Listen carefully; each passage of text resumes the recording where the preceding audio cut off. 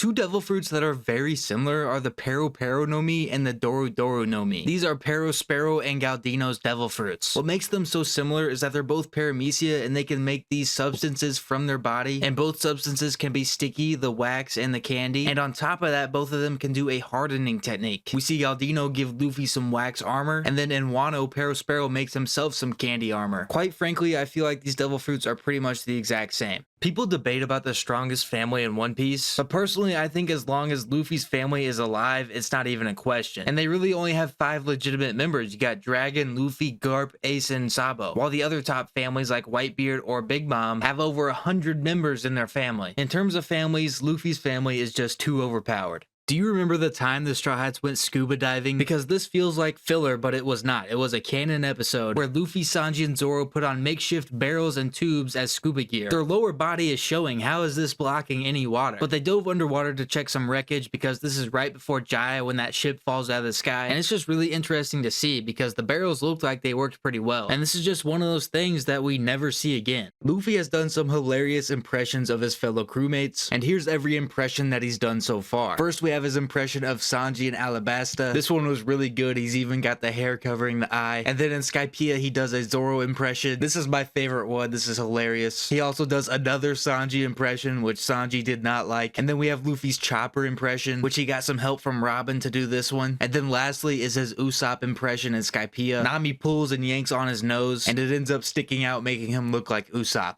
Do you remember this nameless devil fruit that we see in Marineford? This is Vice Admiral Dalmatian. He has the power of a Zoan-type devil fruit that turns him into a Dalmatian. And the devil fruit isn't completely nameless. It is a part of the Inu no Mi group, but we just don't know the model name of this devil fruit. Some other models in this group are the Jackal and this dog. So Dalmatian is definitely a part of this group. We just don't know its official name. Two of the most popular arcs in One Piece are pretty much the same thing. And I guess since it worked the first time, Oda was like, okay, let's just do it again. The two arcs I'm talking about are Alabasta and Dressrosa. You have one of the 7 warlords of the sea ruling this island. Crocodile was doing it a bit more secretly than Doflamingo was, but he was still pretty much calling a lot of the shots. And then you have 2 female characters that are undercover secretly fighting for their country. The first, Vivi, joining Baroque Works and fighting with them, and the second, Rebecca, who ended up fighting in the Colosseum. There's a lot of just weird parallels between these 2 arcs, and another weird one is Luffy meeting both of his brothers in these arcs. He meets Ace and Alabasta, and then meets Sabo and Dressrosa. Pretty interesting when you think about it. Does anyone remember when the Straw Hats were trying to fight this sea cat? This was on the way to Alabasta, and they apparently hadn't had food for a while, so Sanji, Zoro, and Luffy were all trying to get this sea cat, and you know it was serious because this is one of the few times that all 3 of them are sharing the same brain cell. However, Vivi ruined the fun and gave them all a nice smack on the back of the head. One Piece anime's obsession with Foxy pre-time skip was just weird because he makes so many random appearances. First, of course, is the Long-Ring Longland arc. That's where we meet him and he's the main antagonist of that arc. But then immediately after that arc, there's a group of 8 filler episodes or so, and he comes back for a couple episodes. The Straw Hats save him from a storm or something like that. And then 150 episodes later, after Thriller Bark, we see Foxy again at an island called Spa Island. So this is his 3rd appearance, twice in filler now. And then most recently in a One Piece movie that aired in 2015, Foxy is seen again. This is the Adventure of Nebulandia. I don't dislike Foxy, that's not what this is about, but why is he in so many random things?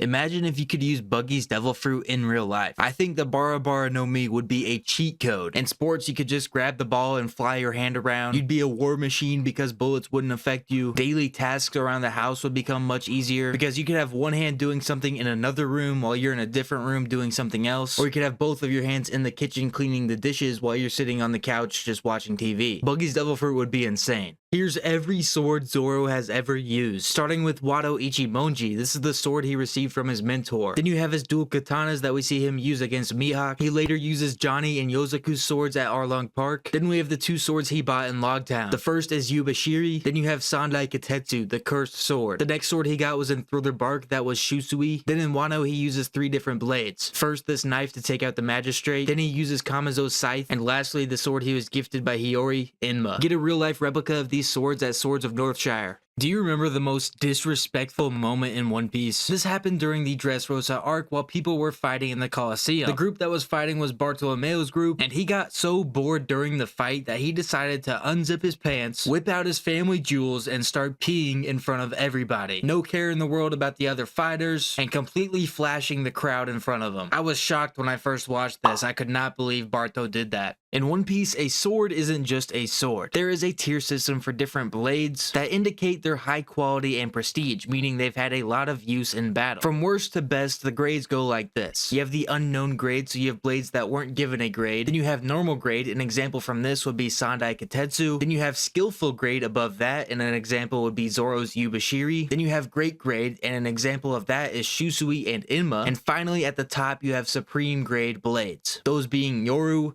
Murakuma Giri, Ace, and Shodai Katetsu. I made a whole video explaining swords and swordsmen in One Piece, check it out. A really cool thing that we got to see in Wano is the previous Devil Fruit users of the current users that we already know about. And what I'm talking about is the Mane Mane no Mi and the Bari Bari no Mi. Two members of the Kurozumi clan had these Devil Fruits, and we see them use these in action. Once to block Odin's attacks on Orochi, and the other to trick Odin while he was fighting Kaido. But we've also seen the current users of these Devil Fruits. As you know, Bon Clay currently has the power of the Mane Mane no Mi, and same with Bartolomeo and the Bari Bari no Mi. I think this was a cool thing to add to the Wano backstory. There is no way we ever see Luffy use this technique again because it can only work on a few people in the One Piece world, and what I'm talking about is one of his brand new Gear 5 techniques that we see in Wano. Luffy grabs Kaido while he's in his dragon form and does Gum Gum Jump Rope, and literally swings Kaido around like he's jump roping him. At this point, he was just disrespecting Kaido, and I don't know if there's anyone else other than Momonosuke that he'd be able to use this technique on. Apparently, there's people that didn't even know Raizo had a Devil Fruit power, which is understandable. We only see him use it like twice, but he does have a paramecia power, the Maki Maki no Mi. In English, this is the Scroll Fruit, and we see him use this against Kaido. He creates this massive scroll and completely wraps up one of Kaido's blast breaths, nullifying the attack altogether. And the second time we see him use this is when he releases the water of Zo. The entire castle was on fire, and out of one scroll, Raizo was able to extinguish all of the flames. This Devil Fruit is pretty unique, and I wish we got to see him use it a couple more times.